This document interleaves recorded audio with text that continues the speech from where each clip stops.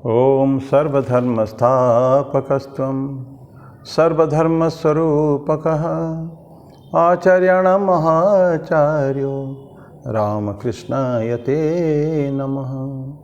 यथाग्नेर्दाहिका शक्ति रामकृष्णे स्थिता हेया सर्वविद्यास्वरूपां तां शारदां प्रणमाम्यहम्।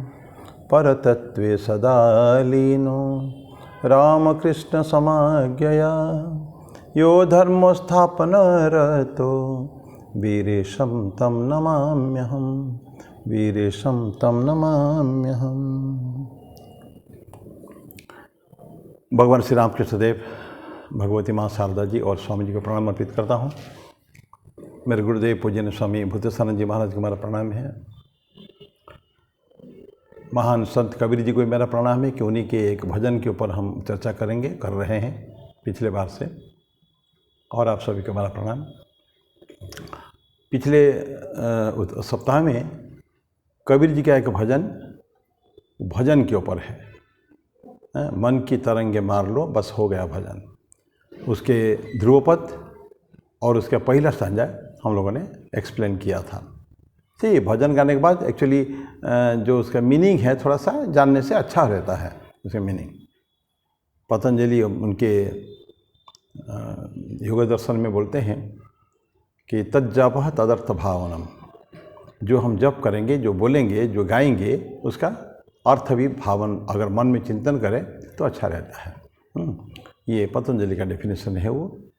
क्योंकि कभी कभी हम बिना जाने, बिना मीनिंग अर्थ और उसका अर्थ न जानकर भी हम गा लेते हैं, तो उसका प्रतिभासित जो होना चाहिए, अंदर में जो भावनाएं आनी चाहिए, वो नहीं आ पाती है। गाते हैं ठीक है, ईश्वर का गुणगान करते हैं, उनका स्तोत्र गाते हैं, बहुत स्तोत्र गाते हैं हम लोग साधारणतः, जिसका मीनिंग पार्शियली पता है या कुछ कम ही पता है, ऐसे है। तो इसलिए हम ये तो क्योंकि हिंदी भजन है तो इसलिए थोड़ा सा हम सोचते हैं कि उसके ऊपर कमेंट्री हो तो ठीक है। इसी पर्पज़ के लिए पिछले बार हमने इस भजन के पहला ध्रुवपद और पहला स्टांजा किया था। अभी सेकंड, थर्ड, फोर्थ स्टांजा है, उसको देखते आज कितना होता है। मैं वही स्टांजा गाऊंगा आज जिसके ऊपर एक्सप्लेन करूंगा। उसका ध्रुवपद ऐसा था, मन की तरंगे मार लो बस हो गया भजन। मन की तरंगे मार लो बस हो गया भजन। मन की तरंगे मार लो बस हो गया भजन। आदत बुरी सुधार लो बस हो गया भजन। ये हमने ध्रुवपद है और फर्स्ट स्टांजा को नहीं गा रहा हूँ, जिसका ख़त्म कर चुके हैं। आज सेकंड स्टांजा दूसरा जो है उसको गाते हैं। कोई तुम्हें बुरा कहे हंसकर क्षमा करो। कोई तुम्हें बुरा कहे हंसकर क्षमा करो। कोई तुम्हें बुरा कहे, कोई तुम्हें बुरा कहे हंसकर क्षमा करो। वाणी का सुर संभाल लो बस हो गया भजन। मन की तरंगे मार लो बस हो गया भजन। ये सेकंड स्टांजा है। कोई तुम्हें बुरा कहे हंसकर क्षमा करो। क्षमाशीलता होना चाहिए। हम कितने भी पावरफुल व्यक्ति क्यों न है, और जितना पावरफुल व्यक्ति होता है ना, उसकी क्षमा करने की आदत ज़्यादा होती है। साधारणतः रिएक्ट जो करते हैं, प्रतिक्रिया दर्शाते हैं, प्रतिक्रिया दर्शाने वाले वो दुर्बल होते हैं बेसिकली। जो सबल होगा वो सारे अंदर एब्जर्व कर लेगा उसको, वो इमीडिएटली रिएक्ट नहीं करता कभी भी। इसलिए कि सहनशीलता की एक मंत्र है तितिक्षा। षट संपत्ति में, एक साधन चतुष्टय में षट संपत्ति है। षट संपत्ति में एक तितिक्षा है। शम दम उपरति तितिक्षा, समाधान श्रद्धा। तितिक्षा मतलब सहनशीलता, टॉलरेंस, कुछ बोलना नहीं, क्षमा कर देने का है। बोलना नहीं मतलब क्या डेफिनेशन है, क्या सुंदर उसकी परिभाषा है। पति सहनम सर्वदुखानम अप्रतिकार पूर्वकम चिंता विलाप रहितम सा तितिक्षा निगद्यते। क्या होता है कि सहनम सर्व दुखानम, सारे दुखों का सहन कर जाना। ये जो कबीर बोलते हैं, कोई तुम्हें बुरा कहे हंसकर क्षमा कर दो। सारे दुख हो, कितना भी कष्ट हो, कितना कुछ किसी ने हमको कुछ बोला है, क्रिया होती है ना, क्रिया एंड प्रतिक्रिया। क्रिया को अगर हम प्रतिक्रिया न दें तो बहुत समय में उस प्रॉब्लम समस्या वही थम जाती है। जहाँ हम उनको बढ़ाते हैं, प्रतिक्रिया करते हैं, तो फिर उनसे फिर प्रतिक्रिया होती है। तब दिस सीरीज गोज ऑन, और वो हमको लेके एक ऐसा समय में ऐसा स्थान पे पहुंचा देती है वो समस्या कि फिर उसे उभरना मुश्किल है। बहुत आगे बढ़ जाते हैं हम लोग, छोटी सी बात के ऊपर बहुत आगे बढ़ जाते हैं। तो इसीलिए बोलते हैं कि इंसान के जीवन में एक बहुत सुंदर आर्टिकल था, पढ़ा था मैंने, 90/10 है जीवन एक 90/10 का एक वो है, प्रपोर्शन है। 10% जीवन का उससे परिचालित है जो हमारे पर क्या क्रिया हुई, हमारे पर क्या एक्शन हुआ। सडनली ये सब क्रिया सडनली होते, कोई वो सामने वाला चिंता कर सकता है, लेकिन हम जानते नहीं क्या हमारे पर होने वाला है। कोई फटाक से आके मेरे को थप्पड़ जमा देगा मेरे गाल में, तो मैं तो जान नहीं रहा हूँ। अब ये हो गया क्रिया मेरे ऊपर, मैं कैसे प्रतिक्रिया करूँगा ये इम्पोर्टेंट है। मैंने अगर चले काहे के लिए क्या सोचकर, मेरा मित्र है, मुझे मारा क्यों है, या कुछ गाली क्यों दिया है, इस तरह डांटा क्यों मुझे, इसको अगर सोच के मैं बिना कुछ सोचे मैं अगर छोड़ जाने दो, जो हो गया हो गया। अब फिर मैं अगर बोलूँगा तो फिर वही कुत्ते हमको काटा तो हम कुत्ते को काटेंगे, ये वाली बात हो जाती है। मैं छोड़ दिया तो देखेंगे इमीडिएटली उसके बाद थोड़ी देर के बाद वो मामला का समाधान हो जाएगी। लेकिन अगर हमने प्रतिक्रियाएं की, इसे बोलता है कि जीवन 10% वो है जो हमारे पर क्या क्रियाएं होती है, बाकी 90% इसके ऊपर डिपेंड करता है, निर्भर है कि हम प्रतिक्रिया क्या दर्शाते हैं। तो बहुत छोटी चीज़ को बहुत बड़ा भी कर सकते हैं अननेसेसरीली, अनावश्यक रूप से। तो इसीलिए बोलते हैं कबीर जी कि अब जो पतंजलि का सहनम सर्व दुखानम, प्रतिकार नहीं करना है, चिंता विलाप रहितम, चिंता भी नहीं करना उसके बारे में, विलाप भी नहीं करना, ना विलाप करना, ना चिंता करना, ना उसको प्रतिकार की चेष्टा करना। दैट मीन्स एब्सोल्युटली फॉरगॉटन, मैं छोड़ दिया, जान दो, क्षमा कर दिया। तो कबीर जी बोलते हैं कि कोई तुम्हें बुरा कहे हंसकर क्षमा करो, छोड़ दो, वाणी का सुर संभाल लो, बस हो गया भजन। हम अपनी वाणी को संयत करें, वाणी का संयत बहुत आवश्यक है।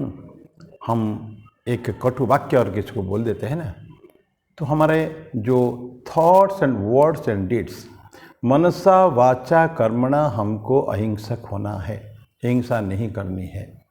ये हमको उपदेश है उपनिषद का और हमारे शास्त्र का। मन से भी चिंतन भी नहीं करने का है। चिंतन अगर थॉट अगर हमारे प्रति किसी के आ गया, चिंतन भी अगर आ गया कि ये मैं देख लूँगा उसको, होता है ना, अरे तुमने वो क्या छोटा सा अदना सा आदमी है, मेरे को बोल दिया, जानता नहीं मैं कौन हूँ, है शुरू हो गया मेरी दादागिरी वहीं से शुरू हो गई है। आओ उसको देखूँगा मैं, छोड़ूंगा नहीं, होना कुछ नहीं है। अरे क्षमा कर दे तो क्या फ़र्क पड़ता है, चला गया, बात वहीं समाप्त हो जाएगी।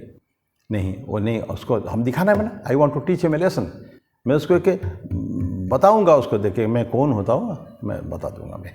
तो ये जो भावनाएं होती है, अपने अहंग की भावना, भयंकर ईगो की भावना है, ये बड़ा घातक हो जाती है। ये भावनाएं बड़े घातक होती है हमारे लिए आगे चल के, फ्यूचर के लिए। फिर हमारी सारी शांति छिन जाती है ना। तो बोलते कि कष्ट पा के भी, दुख पा के भी अगर आपको शांति मिले, समझ लीजिए कि शांति बड़ी सस्ती मिली है। तो जाने दीजिए, कोई प्रॉब्लम नहीं। घाटा हो गया कुछ पैसे की, जाने दीजिए। हमको किसी को बोल दिया, जाने दीजिए। कितनी है। संत एकनाथ जी थे, कभी भी जीवन में गुस्सा नहीं होते थे, कभी भी, नेवर। कभी उसके कोई गुस्सा हो गए और किसी के ऊपर कुछ रिएक्ट कर लिया, कभी नहीं हुआ। इतना शांत, अब बहुत बड़े संत हो गए हैं महाराष्ट्र के। तो उनको देख देख के लोगों को जलन होने लगी, एकनाथ गुस्सा कैसे नहीं हो रहा। तो लोगों ने ये एक षड्यंत्र रची कि उसको किस तरह का भी गुस्सा दिलाना है। तो एक बार नदी के किनारे बैठ के भजन कर रहे हैं, भगवान मिलीन है, विट्ठल के बहुत बड़े भक्त थे वो। भगवान विट्ठल मतलब भगवान कृष्ण के बहुत बड़े भक्त थे। भजन कर रहे हैं एकदम शांत मन से, आंखें बंद है, तो एक व्यक्ति वहाँ के गुंडा टाइप का है, वहाँ का बदमाश, उसको उन्होंने पैसा कुछ दिया, तुम जाके उसको गुस्सा दिला दो कैसे भी, वो क्रोध उसका आ जाए। तो ये बोला कि क्रोध आने के लिए सबसे अच्छा है कि उससे एक तरीका कि मैं दौड़ जाके उसके कंधे पर बैठ जाऊँगा। तो ये दूर से गया, धीरे धीरे जाके उसके कंधे पर जाके बैठ गया, जंप कर कंधे पर बैठ गया। उन्होंने देखा, एकनाथ जी ने देख के बड़े प्यार से, आइए मेरे भाई, आइए मेरे पास बैठिए, और बड़े आप कल्याण किया आप, चलिए मेरे घर, आप आज आपको मैं भोजन कराऊंगा पक्का। अरे पूरे भोजन के चक्कर में तो आपको बदमाशी किया आपके साथ। नहीं, बदमाशी नहीं है, पता है कंधे पर, एक व्यक्ति के कंधे पर कौन बैठता है? बेटा ही बैठता है, या बहुत साथी जो क्लोज फ्रेंड्स होते हैं ना, वो मजाक में कभी क्यों कंधे पे बैठ जाते हैं, सवार हो जाते हैं। और तुमने आके मेरे कंधे पे बैठा, इसका मतलब तुम मेरा बहुत ही परम मित्र हो, मेरे बेटे के समान हो, तुम समझ लो, इसीलिए चलो मेरे घर पर तुमको भोजन कराता हूँ। तो वो आदमी पानी हो गया, मेरे को उसे क्षमा मांगा, पाँव पर पड़ गया, साष्टांग प्रणिपात करके, एकनाथ जी मेरे को लोगों ने तुमको गुस्सा दिलाने के लिए मेरे को वो दिए थे, पैसा दिए थे, सुपारी होता है ना, सुपारी देते हैं, सुपारी तो मारने के लिए होता है, तो मेरे को जैसे दिए थे, मैं आपको गुस्सा दिला दूँ फिर उनका काम हो जाएगा। एकनाथ जी बोले भैया ऐसा तो होता ही नहीं है, गुस्सा तो कभी होना है मेरे को कभी है ही नहीं, विठल जी की भक्ति करता हूँ मैं, ईश्वर में लीन रहता हूँ, तो गुस्सा का कोई स्थान ही नहीं, उसमें क्रोध का कोई स्थान नहीं है। काम, क्रोध, लोभ, मोह, मद, मत्सर, ये जो षड रिपु जो है, इसके कोई चक्कर में आने वाले नहीं हम। ऐसा उनके एक्सीलेंट की जरूरत नहीं है, ही जस्ट वांटेड, मन को भाव मन से दिखा दिया कि तुम मेरा मित्र हो। तो फिर आदमी चला गया, क्षमा मांगते हुए, साष्टांग प्रणिपात करते हुए, उनके सारे ये तो चला गया फिर वह। तो ऐसे होता है, तो वाणी का सुर संभाल लो। तो बोलते हैं कि अहिंसा, जो हिंसा और अहिंसा का जो कॉन्सेप्ट है, हिंसा मतलब ये नहीं कि बकरी काटना या बस मुर्गी काटना, उसको काटना, इसको काट खाना, ये नहीं, ये तो एक्सटर्नल है। वो इंटरनल हिंसा होती है, अगर मन से भी हमारे किसके प्रति हमारी दुर्भावना भी आ गई तो भी वो हिंसा हो गई है। इसे बोलते हैं मनसा वाचा कर्मणा। फर्स्ट एज मन से आती है, माइंड हमारा हमें शांत होना चाहिए, एक भी बुरे चिंतन मन में नहीं आना चाहिए कभी भी, क्योंकि स्वामी जी कहते हैं you are what's your thoughts are, तुम वही हो जो तुम्हारा चिंतन है। चिंतन का फल है केवल तुम्हारे जो बाह्य अभिव्यक्तियाँ जो है वो तुम्हारे चिंतन का फल है। और चिंतन के बाद सिर्फ कर्म में सीधा नहीं आता है, चिंतन के बाद आता है उसमें वाक्य में। मुझे पहले गुस्सा आया तो मैं क्या सुना दूँगा, 10 गाली सुना दूँगा उसको पहले, उसने अगर मेरे को गाली दिया मैं तो छोड़ूंगा ही नहीं। मेरे को काम हो, मेरे पास डिक्शनरी नहीं है, मेरे पास भी बहुत गाली का डिक्शनरी है, मैं भी तो सुनाऊंगा। दैट मीन्स पहले चिंतन किया, फिर मैंने वाक्य में उसको परिवर्तित किया।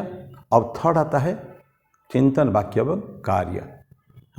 कार्य हमारा बिल्कुल होना ऐसा होना चाहिए कि कभी भी गलतियाँ नहीं हमसे हो, कोई भी कटु वाक्य न कहें, कोई भी काम में भी गलत काम भी न करें। तो इसलिए बोलते हैं कि हिंसा का कंसेप्ट जीवन में आना नहीं चाहिए। अहिंसक आदमी चाहे खूब मछली मांस भी खाएं, फिर भी अगर शांत रह सके तो समझ लीजिए कि वो ठीक आध्यात्म मार्ग में है। ठाकुर रामकृष्ण देव बोलते थे कि तुम अगर सुअर का मांस खा के भी तुम अगर भगवान की तुम्हारा अगर मन जाता है तो समझ लो कि तुम एकदम भक्त हो। क्या खाए हो तो इम्पोर्टेंट नहीं है, लेकिन अगर तुम घास फूस खा के भी, सारे जीवन के पवित्र वस्तुएं खा के भी, भोजन अगर तुम्हारा है, जो बाह्य भोजन जो है वो करके बाद भी तो मन अगर कामिनी कांचन पे है तो समझ लो कि तुम किसी काम के नहीं हो, एकदम गए गुजरे हो। तो ये है, दैट मीन्स प्रश्न ये नहीं कि हम क्या एक्सटर्नल फूड लेते हैं, प्रश्न है कि हमारे मन कैसा है, मन कितना पवित्र है, ईश्वर के प्रति हमारा लगन कितने हैं, ये बात है। तो इसे बोलते हैं कि मनसा वाचा और कर्मणा हमको अहिंसक रहना है। आप कबीर जी कहते हैं कि वाणी का सुर संभाल लो अपने वाक्यों को, क्योंकि तुम्हारा मन कोई देखता नहीं है, मन के बाद इमीडिएटली वाणी आती है। तो वाणी का अगर समझ लिया, स्वीट बातें अगर करने लगे, मधुर बातें सबसे करेंगे। कुछ लोग ऐसे होते हैं इतना स्वीट, इतना सो स्वीट, कभी भी आदमी उनके पास जाके गुस्सा नहीं हो सकता, कभी भी जाके एकदम उसको पानी पानी हो जाते हैं, गला देते हैं उसको अपने प्रेम से। तो वाणी का सुर संभाल लो, तब हो गया भजन। ये होता है भजन। तो कोई तुमको बुरा कहे, कोई प्रॉब्लम नहीं, चिंता नहीं करने का, उसको छोड़ दो, क्षमा कर दो उसको। और वाणी का सुर संभाल लो तो हो गया भजन। तो ये था सेकंड स्टैंजा। अब अगले बार में फिर और 2 बार शायद लगेगा, 4 स्टैंजा है। तो 1 और 2 हो गया और 3 और 4 बाकी है, उसको हम फिर अगले इसमें लेंगे। ज़्यादा समय आपका नहीं लेना चाहता हूँ मैं, बस 14-15 मिनट का। ये वीडियो भी शॉर्ट वीडियो होते हैं, तो फिर अगले के लिए हम इंतज़ार करेंगे। मैं तो फिर अगले बार में उसका 3rd स्टैंजा आपके समक्ष प्रस्तुत करूँगा। तब तक के लिए ओम शांति शांति शांति। हरि ओम तत्सत। श्री राम कृष्णार्पणमस्तु।